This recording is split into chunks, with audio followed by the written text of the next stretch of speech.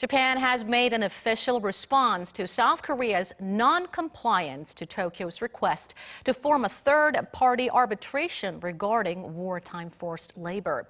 It said it'll continue to urge South Korea to accept the request while also warning stronger measures if Seoul refuses to form an arbitration at last. Our Kim Ji-yeon has more on the details of what we can expect ahead. Japan reiterated its stance that will strongly request South Korea to refer the wartime forced labor dispute to a third-party arbitration.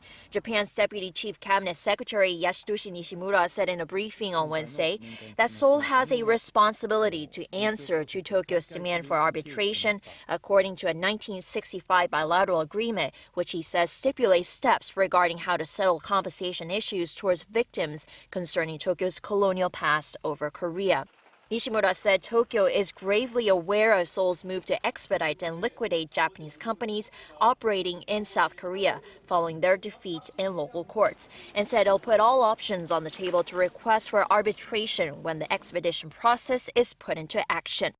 A local expert told Arirang News that Tokyo is not expected to immediately retaliate against Seoul, even if it refuses to respond by Thursday to Tokyo's demands to refer the dispute to a third-party arbitration.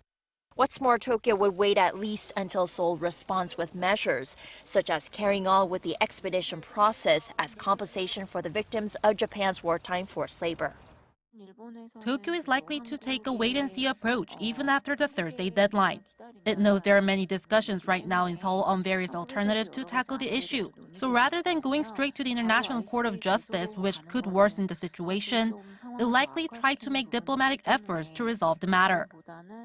Speculations were raised that the South Korean government may come up with other measures on compensating victims that have not raised the issue in local courts. But a Blue House official shot that possibility down Tuesday, saying it won't consider measures that the victims didn't consent to. Kim Ji-yeon, Arirang News.